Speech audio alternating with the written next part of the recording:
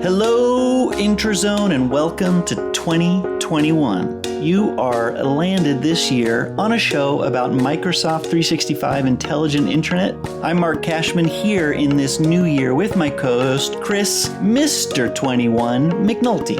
Well, Happy New Year, Mark. It's great to be back here on the Intrazone with you, our production team, and of course, with all of you, our listeners. And today, we'll be welcoming in some special guests. We'll be catching up with Martina Gram, who's an MVP for Office 365 and CEO of At Work in Europe.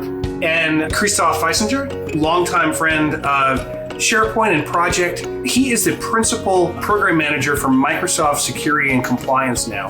So we're going to look at risk and governance and compliance from both an external and internal perspective with the two of them.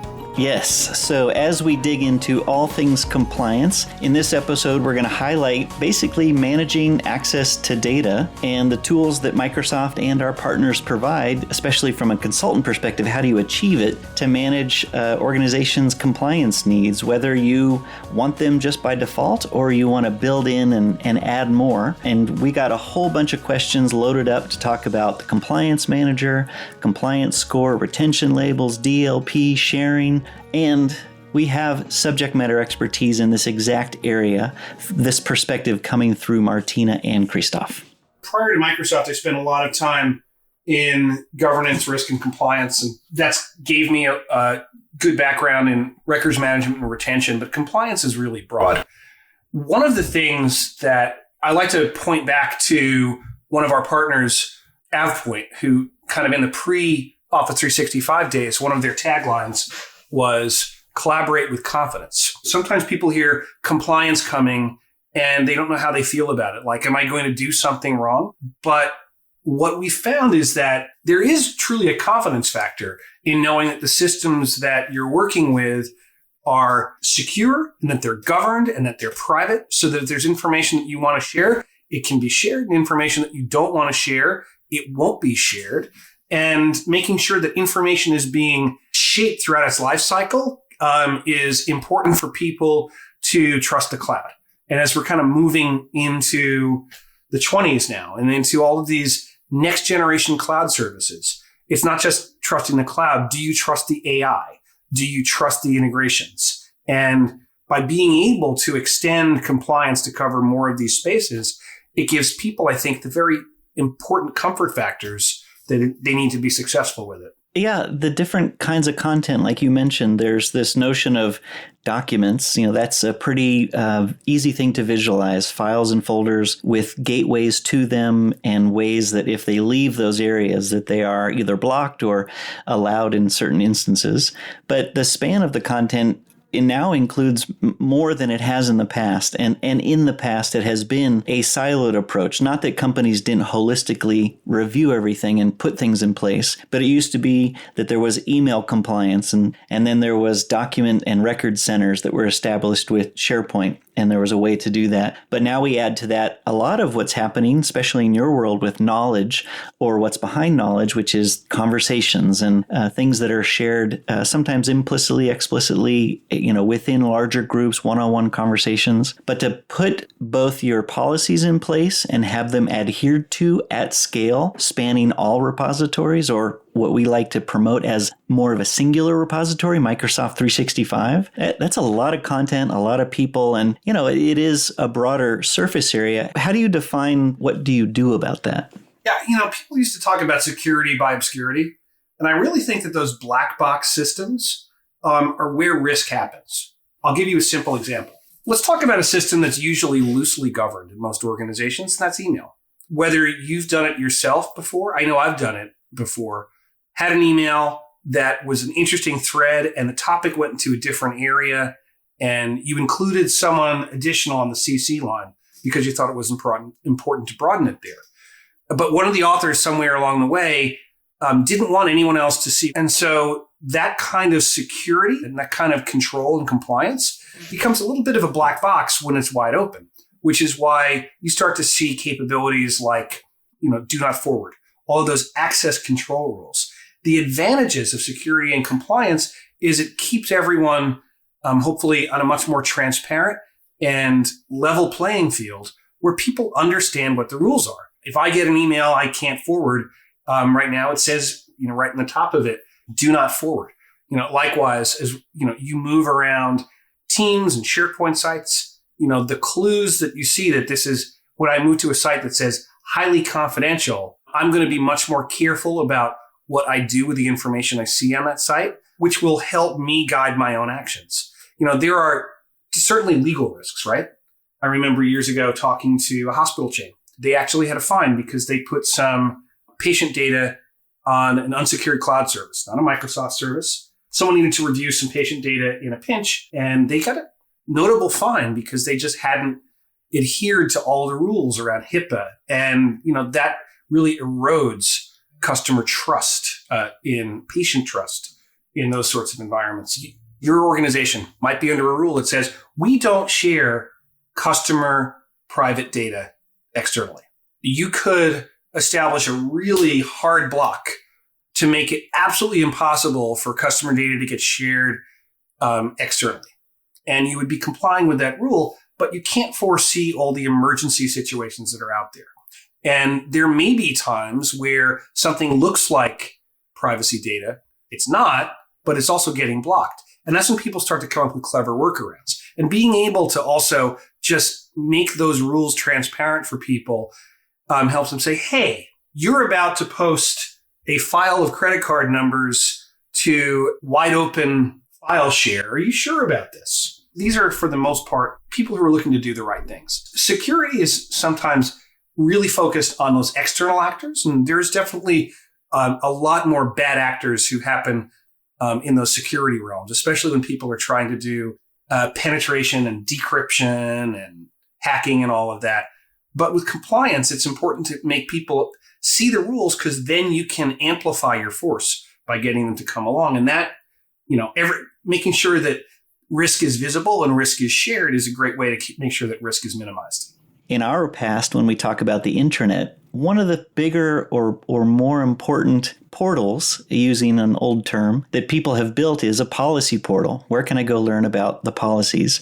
And this takes it from the portal and implements it to where the user is in Outlook, in the SharePoint site, in Teams. So I think, for you and I, we know a lot of the bells and whistles, but it'll be really great to hear how a company would strategize so that they are as protected as possible and freeing up their end users to be as the least limited that they can be. This goes back to what I describe as Hanley's rule for governance. Sue Hanley said famously, start with where you want to be at the end and work backwards from there.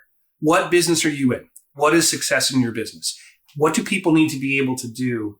And so how do you create systems that makes it as easy as possible for people to do what they need to do and prevents them from getting into those gray areas off of the line? There's lots of risks that are out there, but they are going to have different impact based on who you are, what your industry is. If you're a bank, the risk of someone getting into your information and sharing information from the bank externally can be quite large. If you are a public institution or a news organization where your business is getting the information out there, then you have a completely different set of risk factors that you need to take a look at for how you govern the organization. So there's not a simple answer, but again, I think you have to look at, what the business is, what are the benefits of using information technologies to achieve those goals, and the risks are what sits outside of that. So, Chris, if success at the end of this particular episode is to learn about compliance through our subject matter experts, Martina Gram and Christoph Feisinger, what do you say we turn that success into a reality? Absolutely. Let's bring them in.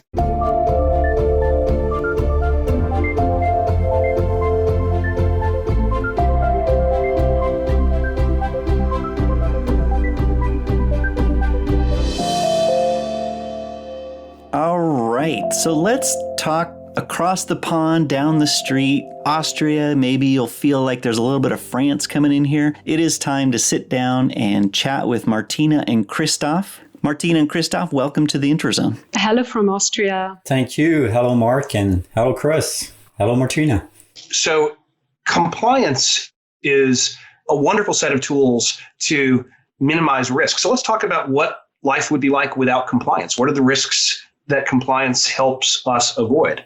Overnight in March, a lot of us had to drastically change how we work. We're no longer badging on going to physical locations where we have a work and safe environment, and instead we're being forced to work from home.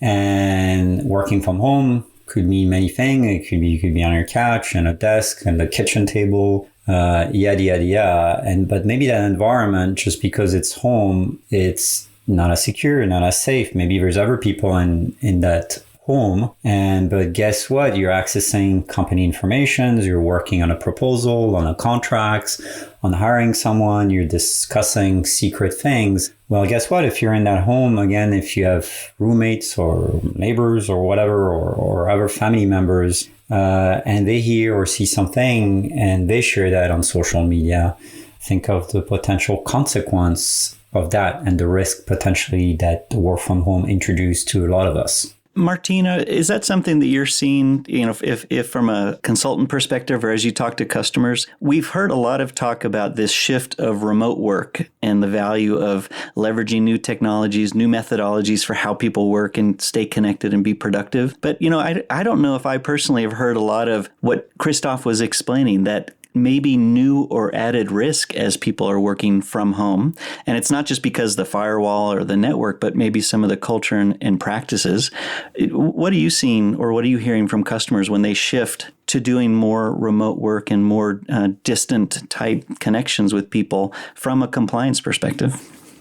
It was a very interesting time for us because it started mid of March that almost everyone moved from their day-to-day office job into a home office job. And what I've seen with many customers is that some of them did pretty well because they had home office scenarios and everything, and others just didn't have enough notebooks or laptops or equipment for their employees to work remote, or they didn't have access to the office locations anymore and so on. And so they struggled. And from a compliance perspective, if you do not have a policy in place which protects your device and your data and so on, it puts you on a risk from a security and also from a compliance perspective. And this is kind of the scenario what we have seen a lot with some of our customers. Also, some customers put regulations in place that they said, okay, you have to work at certain times during the day and you have only to open data from the office space. And some customers haven't moved to Microsoft 365 and did it then in light speed within a couple of weeks. And we had to do everything after the fact. It's interesting just hearing you, the way you addressed it, Martina. I think it's also a matter of, what does compliance, not just what does compliance prevent, but what does compliance allow? Because if you think about many of those capabilities, compliance allows North American companies to do business in Europe. It has allowed people to work from home during a year where that's become where being on mobile devices is more important than it ever has been. So I also think it's important for us to focus our attention on not just what does it prevent, but what does compliance enable.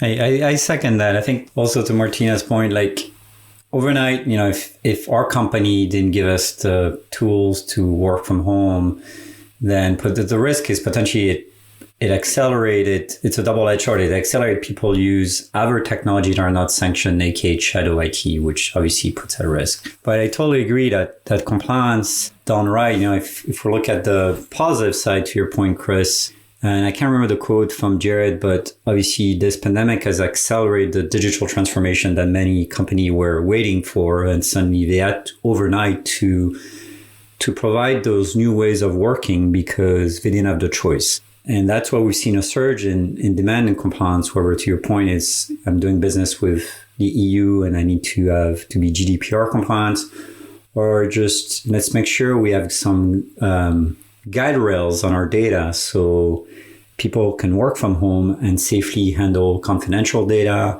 sensitive data, and not put the company at risk, even though they're technically working from home. Maybe first, just as a reminder, what is GDPR? And Martina, if you can, how can that compliance measures, whether the tools, practices, adjustments into the new normal, what does that mean for GDPR from a compliance perspective? But first, just a little definition of GDPR as a reminder. GDPR is an European Union regulation of data privacy, so how we handle data and how we comply with data, with personal data. So for instance, if a user works with a company or if someone does business with an organization, he has the right to ask, what data are you storing about me? What personal data do you have? And also he can ask organizations to delete that data or to correct that. And GDPR was implemented a couple of years ago, and we had a lot to do with that because people or organizations started thinking about, okay, how long do we keep data? And when should we delete data? And are we allowed to collect so many data from our users or from our employees and so on? From Microsoft 365, there is a built-in GDPR toolset which we can use because very often we get questions from users where they said, okay, what data has an organization stored about me? And this is called the data subject request. And an organization needs to answer those questions. And that is incredibly helpful right now if we get those requests. And we work a lot also with worker councils or former employees or customers and so on. And they all ask the same questions. It's interesting just to think, and I know maybe not necessarily to go into on the podcast, but taking those measures that an individual can from within a company, make those requests at their with a right to do that. That reflection of what that means in the internet, for things like Facebook and Twitter and Instagram, wherever it is that you are representing yourself, having a voice, and what guardrails can you put up? What information can you reclaim back? And it's really nice when you, in some respects, and to hear it from the way you describe it, to know that the individual is actually a lot in charge, not just the corporation. To add to the definition, so I can't resist, but I have to name drop because of the complexity. GDPR is one regulation, but there's other regulations in Brazil and in California and everywhere in the world. We do have a wonderful solution called Compliance Manager that helps you with that assessment, which is what's my posture with respect to the European Union GDPR and many other regulations. So that's the goal, to kind of help you navigate, because it is a complex topic, not just, let's say, ramp up on GDPR, but the other challenge that we're seeing is regulations keep changing. Like I said, there's new regulations in Brazil, for instance, that are similar to the GDPR intent of protecting individual or personal data, and same thing in California and so forth. So the whole goal is to help our customers with that trove of digital data that they're capturing on a day-to-day basis in Microsoft 365, whether it's a SharePoint document, a team message, an email, and you name it. With the Compliance Manager essentially available to any Microsoft 365 tenant, to do with what they will, whether it's by strict regulation and it's a requirement or a preference, a policy. Do you see people leveraging the capabilities of Compliance Manager, oftentimes going beyond what their country or region might require, just because it's good practice, it's better privacy? How do you see it being leveraged? More by dictated regulation or by preference because they can? So from my customers, I see most of them use it due to regulations. And if it's a customer who already has a compliance team, they really love to use those tools because it helps them on their day-to-day work.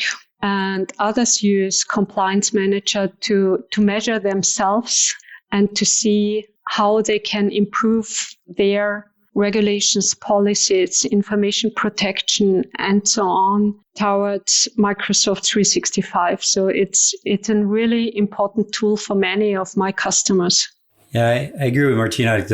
A regulation obviously is a big driver to use this tool. But as people, as they're going to the digital transformation, still, there's still folks out there that are moving from on-prem to the cloud. To Martina's point, what's my posture? Am I protecting those key assets that I have? I don't know, things like employee contracts or specifications or patents or employee records. And that's where Compliance Manager helps you not just fulfill that regulation you operate in, but also look at other risk that you might have and how to mitigate that and hopefully increase your score to be ahead of the regulation, right? There's no regulation that say you can't leak confidential data. That's your loss and that's your risk as a company, but there's no law that say, oh, you're going to get sued if you leak customer contract. And also to add to that point, very often you have also to be compliant with company policy, with internal policies. That means you have probably a data classification in place, or you have different terms of use. You need to be compliant and stuff like that.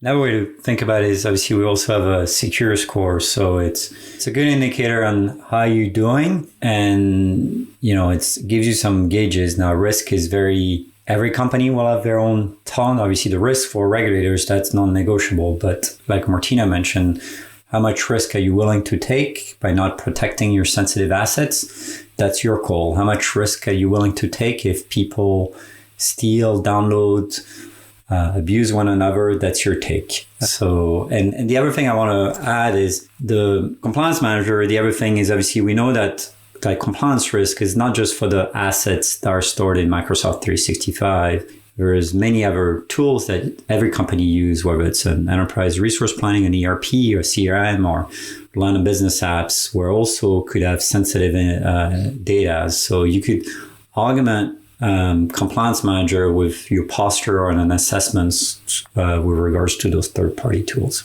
Christoph, I really wanted to get your take on the compliance score, since it's something that it's near and dear to my heart, but our audience may not be as familiar with it. Can you talk a little bit about how a business should approach the fact that you can score your compliance? Is it bad? Is it good?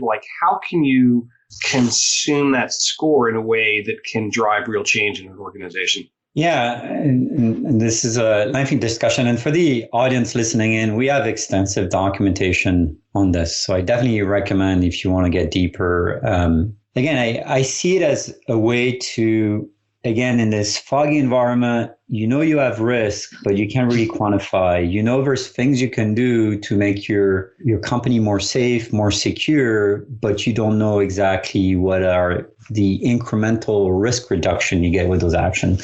So to me, it's a good way of try to give you clear indication of here's what you can do to reduce that risk. And, now without going into how many points am I getting exactly, it's more compliance score is at the end of the day, it's just a tool. It's again, like we say, each company have a culture and a risk they're willing to take. And at the end of the day, the tool and the score, whether the score is whatever the 12,000 that you can get or 400, that's your choice, whether you're comfortable with whatever score you get. We're just helping you hopefully get an assessment, and then you can decide whether, no, I don't want to change anything. I'm okay with that low score or that medium score or that high score. Martina, I am currently, just for the sake of conversation, I'm logged into Contoso Electronics. Literally, I'm in as Megan Bowen, our compliance manager. And Contoso Electronics is now showing a score of 75%. Pretty good.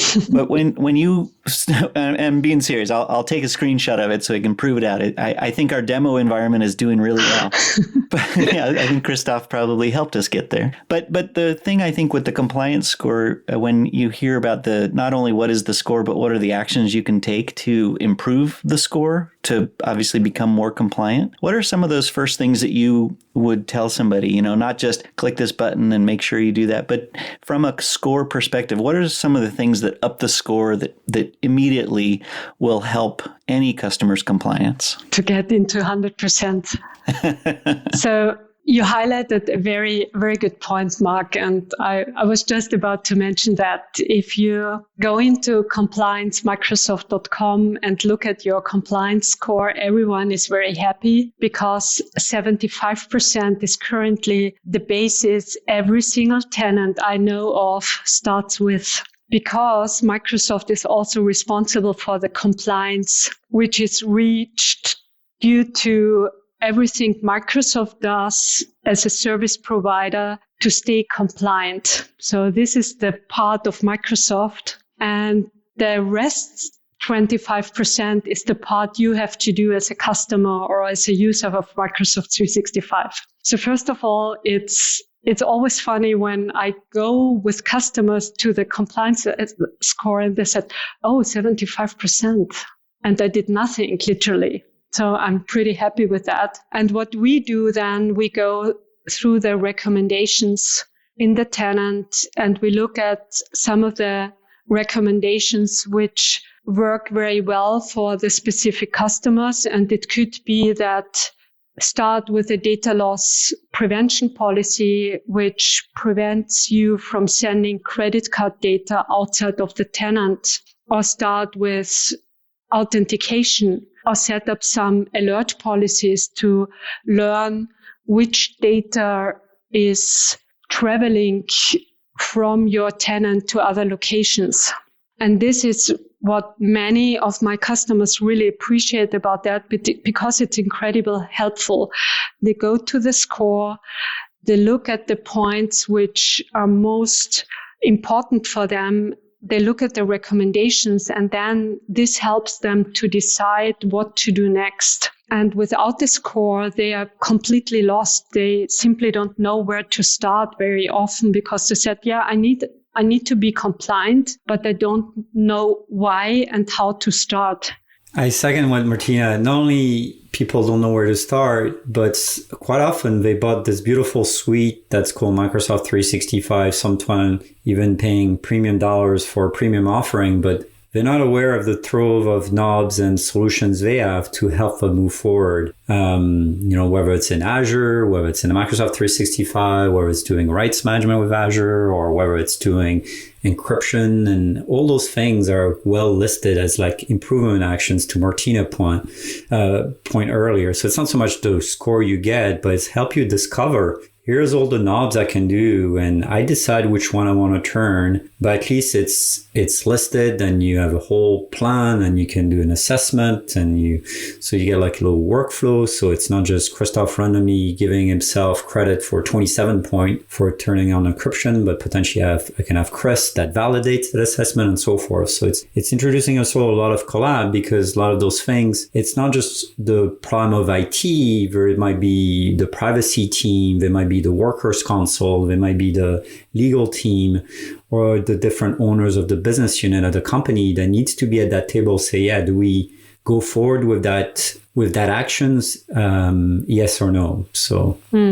And also you need to consider that if you are an organization, which is probably not an enterprise, it's a small business with 50 users or 250 users, they have the same capabilities with Compliance Manager, and they can learn from that and work in a better way and in a more secure way. To what you were just talking about as well, Martina, to a small or medium-sized business who may not have ever had a compliance or security manager, a person, when they are using and putting their data in the trust of the Microsoft cloud, to know then what further action they can take to not just be compliant, but just to be what I think at the end of the day is more confident of not only where the data is stored, but who has access and what can be done with it, and not it be a worry, but be more confident. I would add, just to correct both of you, is I totally agree it's a great tool for small companies, but there's other industries where you might not have a compliance team, like think education, your school district, your university. And again, this is a tool that will at least enlighten you that, hey, there's things you can do as a school district to limit the risk of bad behaviors from your students, for instance. And another thing about Compliance Manager I like a lot is that you have also assessments available. So you can look at a GDPR assessment and you can walk through that assessment, as well as certifications and specific assessments for your region. And this is also something which is really a good tool, because very often if you have a compliance team, they do those kind of assessments with third party, and now they really like it that those capabilities are available within Compliance Manager as well.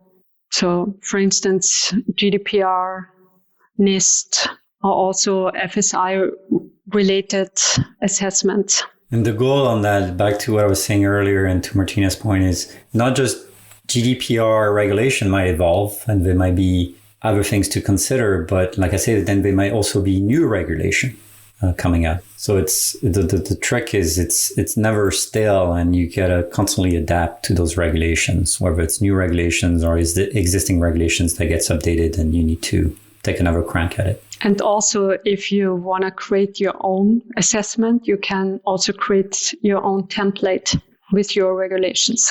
If we can take a moment and drill into what our audience, who more so than others might have an affinity and a history with SharePoint, and not that it's only SharePoint, but some features that are heavily content oriented and may be oftentimes stored in SharePoint or OneDrive. But if we talk about two specific features and just put them in relation to that holistic view of being more compliant or taking measures to be more compliant, can we first, with Christoph, maybe talk about some of the features like DLP or retention labels and the role that they play when you think of them from a compliance perspective? Absolutely. So actually to tie it back to Compliance Manager, you can go in there, and if you scroll down, you get what we call categories. And one of those categories is called Protect Information. Another one is called Govern Information. So think of Protect Information.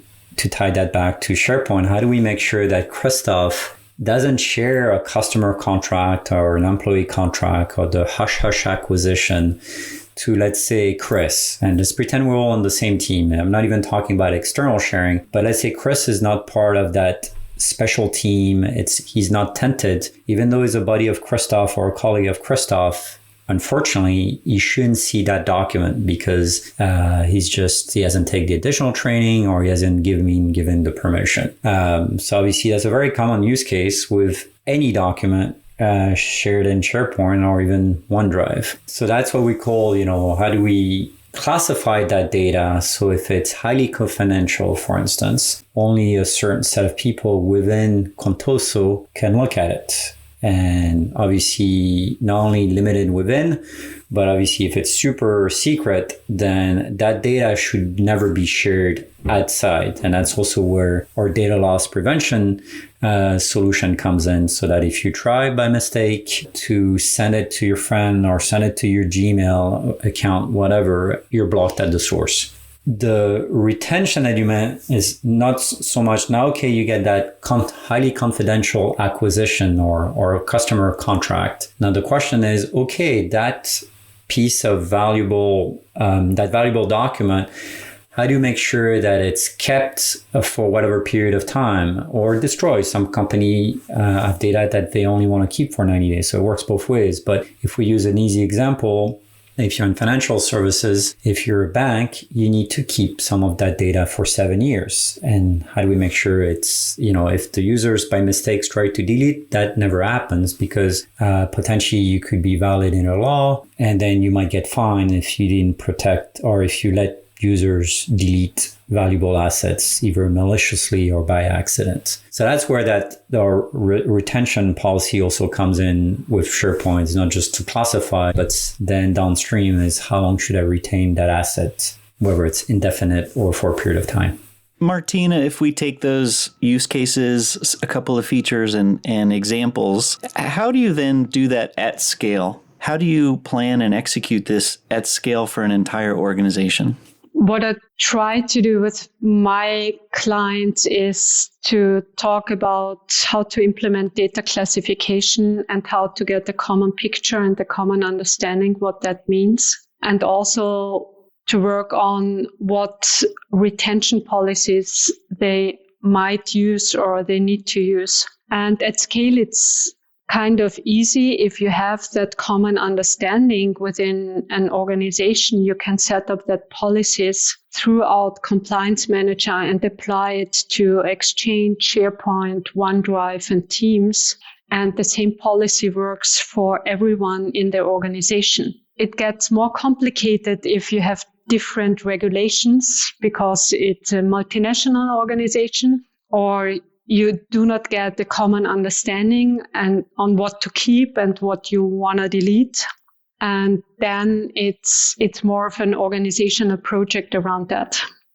Interesting. I was listening to you, Martina, and I was considering a lot of the features that we're talking about tend to be in the domain of IT or compliance staff, certainly things like compliance managers and setting up the policy labels, executing DLP rules, and so forth.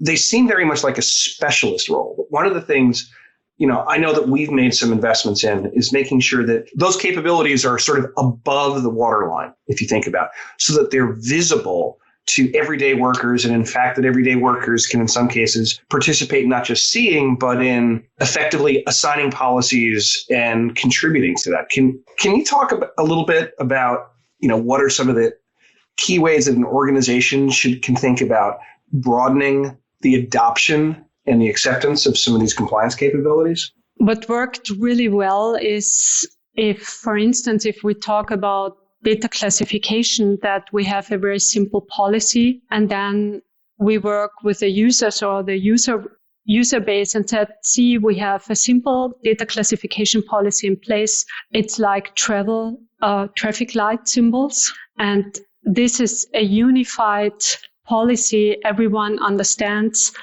Red is important, green is ready to go, and yellow is kind of in between. And this is what we try to do to raise user awareness, what needs to be protected and what is ready to go. And what I see also, the little informations that you see, okay, you have just opened a document which contains sensitive information. Those little things help to raise user awareness. And also, a user doesn't want to make something wrong. He wants to stay compliant with the regulations and what the organization wants. And those little helpers are also very helpful. Or speaking about teams, if you have a classification in place that you see, okay, this is a team where Martina and Christoph work together, and it has a sensitivity label which says strictly confidential, and both are aware because they see it, that the content within the team needs a special protection or gets a special protection. And it's probably not a good idea to invite Mark and Chris to the same team. I think one quick point I would make is a lot of the time, and to your point, Chris, is a lot of the time people don't know what they don't know. Do I have those sensitive documents that are unprotected with not classified, no retention policy? So we have innovated in that front to help you kind of see what is the state of the union out of your corpus of information in SharePoint, in OneDrive, in emails, in Teams. What are the ones that are your family jewels, for lack of a better word, that you really need to spend calories classifying and retaining? So if you go in Microsoft 365, for instance, we have this tab called data classification that helps you say, how many documents do I have out there, to Martina's example early, that have credit card information? How many documents I have out there that are using some specific keywords or maybe code words for acquisitions? And so at least it's first getting an understanding on how bad is the problem, how big is the problems, is also another way to look at it. Because quite often people say, oh, I don't need it because they don't know what risk, which makes sense. But maybe that's another angle to start on that journey, is to at least get an assessment of how many of those valuable assets are at risk, for lack of a better word. So Martina and Christoph, if in summary, similar to what a DLP tip might show an end user, what might be an audible tool tip that we can leave with the Intrazone audience? Starting with Martina and then Christoph, what's the last tip? Compliance is not a destination, it is a journey. And this is my tip. Start with compliance, Microsoft.com. Use the compliance score and use the tips you have here to improve your compliance within Microsoft 365. Christoph, what tip can we leave everybody with from your perspective? Yeah, my tip is don't postpone it. If you haven't looked at what compliance centers or compliance manager can do, then definitely start on the journey. The last thing I want is your company to be in the headlines for the wrong reason. So like we said earlier, a very good starting point is compliance manager. Thank you to you both. Chris and I certainly love having you on the Intrazone. Compliance, I think, can be a meaty topic for people to digest. And again, just even going into Compliance Center or reading about it and what it can do and the actions that you can take, and hearing you describe kind of the how, of course, the value behind it, which is the most important. To Christoph's point, don't wait. If there's anything that has sounded like you haven't done it or haven't looked into it, do it. It's there. It's to be the backbone to help you be more compliant. And there's a lot of tools at your fingertips. And I think you heard it today. So thank you both for being on the Intrazone. We'll make sure to put all the links for people to find you on Twitter and all the great places where people can go read about your best practices and, of course, our documentation for security and compliance. But again, stay safe and thank you for being on the Intrazone. Merci beaucoup. Thanks for having us.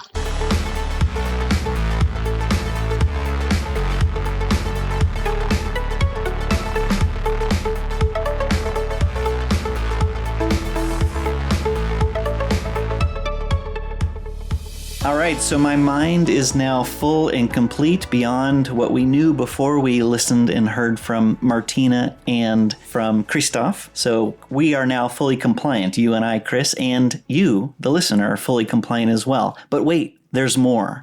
We always have frequently asked questions that come our way, whether you send it to us or we get asked a number of times and it just bubbles up as the thing that people are really interested in. So Chris, I ask you, what is your most frequently asked question of 2021? 2021, someone was looking actually at one of my Microsoft lists, something I know that's near and dear to your heart, Mark. And they said, hey, how do you have those little tablet things showing as formatting? Because there is a column where there was high, medium, and low priority. Like, is there a JSON script you can use for that? And I'm like, there is, but there's now a new formatting setting on choice columns called choice pills.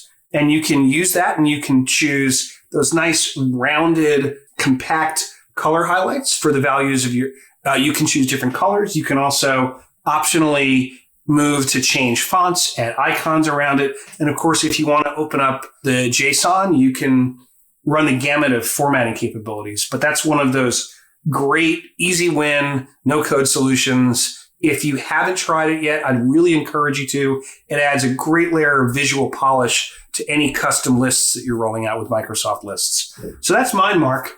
What's a question that you've been getting asked lately? Yeah, I'll share my question. I'll just tell you about the choice fields. One of my, I'll say, learning curve / training grounds to just at least learn to read JSON. I haven't really gotten to the point of writing my own. Is to do some of that work with editing the choice fields and then take a peek at what does it look like. I don't really change anything, and if I do, it's for color or for a graphic of some sort. But it is kind of fun to make the things, with just point and click, but then check out the JSON behind it. It's kind of fun to look at. So the most common question I've gotten in 2021, like you, occurred in December of 2020.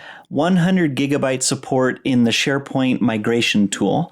So can I move big files when I migrate from on-premises into the cloud? And the answer is yes, you can move big files, but not yet up to the 100 gigabyte limit. And so we got a quote from our peer, another peer of ours in the migration team, Simon Bourdage, and he's a senior program manager, and I pitched it to him because I didn't know the answer, but via LinkedIn, he let us know that we have someone in the team working on this support for migration as we speak. Expect good news in early 2021. So to put a little fine pin on it, 100 gigabyte support is coming to the SharePoint migration tool. It is already there if you do it through the web or through Sync, but this is specifically leveraging the migration API that the SharePoint migration tool and our third-party migration tools use. So supporting larger files are coming, and there's going to be a lot of news in 2021 in this space, but good to know that that's coming in early 2021. That's great to hear. And of course, if you have a question you'd like us to answer,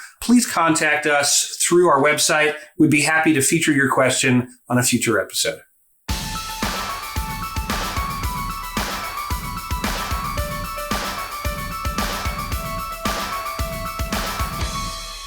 Events. What do you know about events in 2021? Chris, I think you've got the first event. I do. Part of our ongoing Office Hours series. We started this with Project Cortex, and we've been broadening it. It is a monthly webinar with a pretty open AMA around it. This month will be coming up on January 20th at 9 a.m. We'll be spending time looking at knowledge from the perspective of Microsoft Search and Azure Cognitive Services and all of the goodness that's sitting in and around all the ways people look for and discover information. And you can learn more about that at aka.ms/Project Cortex. Next up is the Welcome to the Hotel Microsoft 365 Friday, California. It's a lovely place. There is a Microsoft 365 event on a Friday, not a Saturday, and it's being managed and run by the team that usually does a lot of the SharePoint Saturdays in Southern California. This will be on January 22nd, and again, you can find out more information through the SharePoint Saturdays worksite. We'll have a link in there. And I am joining in on that day to talk a little bit about content alongside conversation with all the SharePoint-powered features in Teams. But the great team behind it, it'll be online and open to everybody beyond California and in California, but it'll be on the Pacific time zone. Sorry, you were mentioning Hotel California. So coming after Friday, not Saturday, California, Microsoft Ignite is coming back for our first ever, I believe, spring global Ignite event. It'll be virtual, just as we did it last fall. This coming up on March 2nd to 4th. Details will be shared a little more as we get closer to the date, but you should mark that in your calendar. We had, I think, well over 250,000 people who attended our virtual Ignite last fall, so we're expecting a big crowd for that one. Yeah, and one good way to think about Ignite as well, just to round it out, is most of what we talked about in September, certainly before the next Ignite, but really by this month, much of what we've disclosed is now in market, or very much to round out January. So this will be a load of new announcements and new concepts, best practices, obviously from Microsoft and MVPs. Big show, lots to come as we refine down what the show will be. So stay tuned, but the official dates are on the books and live on the internet. The next one that we have is from our Collab 365 partners. They're doing the GlobalCon thing again. This is GlobalCon 5, and this is just shortly after Ignite on March 16th to the 17th. And I raised my hand. They were asking if I could help them do something like we do for the Roadmap Pit Stop monthly on the Intrazone, but something that takes a 3-month view and kind of does a summary of the first quarter of 2021. But always a fun conference, lots and lots and lots covered across all products and tons of best practices, lots of great speakers. GlobalCon 5, March 16th to the 17th. So another upcoming event that's impossible to pin down because they're just ongoing are our SharePoint Fest virtual workshops. Throughout January and February, the team from SharePoint Fest will be hosting members of the product team and MVPs. You can learn more at sharepointfest.com. Some of those workshops that they're offering will include power user training with Ben Nolan, information on no-code help desk bots, the aforementioned Sue Hanley will be doing her introduction to information architecture. And Andrew Connell, who wrote the book literally on SharePoint Framework, will be doing deep dives on those. And Mark, I think you'll be doing more with the SharePoint Fest teams. I am. Towards the end of January, I will be delivering a 4-hour Microsoft List session workshop. So the virtual workshops and pretty much everything we've talked about are scheduled out till March. And the last one where you can always go, similar to the SharePoint Saturdays, there's a new kid on the block, Collab Days, and they have ongoing events as well. We'll put a link in the show notes, and there's a lot that'll be coming up in 2021. But I think that's a pretty healthy look of all things that we are aware of in 2021 to kick things off. But as Chris would always tell you, I'm going to tell you to round it out. If you know of an event that you would like to have highlighted on the Intrazone that you know would be important for our listeners who are focused on Microsoft 365, the internet, knowledge, and all that good stuff, whether it's just that or even broader with Azure and Microsoft 365 beyond our products, please let us know, and we love to highlight it for all those great places that people can network, get trained, and get connected to the technology. Please be safe, and please keep those virtual lights on so we can hopefully see all of you sooner than we would have hoped. Well, Mark, that's it. We have wrapped up our first new episode of 2021. So we would like to thank Martina and Christoph for being our guests to share their insights on compliance here on the Intrazone. We'll link everything they talked about in the show notes and more. You can check out our show page at aka.ms/theinterzone about this episode and all previous episodes. Have a listen. Now, and if you'd like to hear some other Microsoft shows, because trust me, there are some that are even better than this one, you can visit us at aka.ms/Microsoft/podcasts or at adoption.microsoft.com to find and discover a new show. You can email us at any time at theinterzone@microsoft.com or find us on Twitter via @SharePoint, @mcashman, and @cmcnulty2000. Word of mouth is still the best way people learn about our podcasts. So if you enjoy this show, please tell someone and help us help more people. Share that love and subscribe online at your local compliance office or wherever you get your podcasts. We are your hosts, Mark Cashman and Chris McNulty, and you've been listening to The Interzone, a show about the Microsoft 365 intelligent, fully compliant intranet.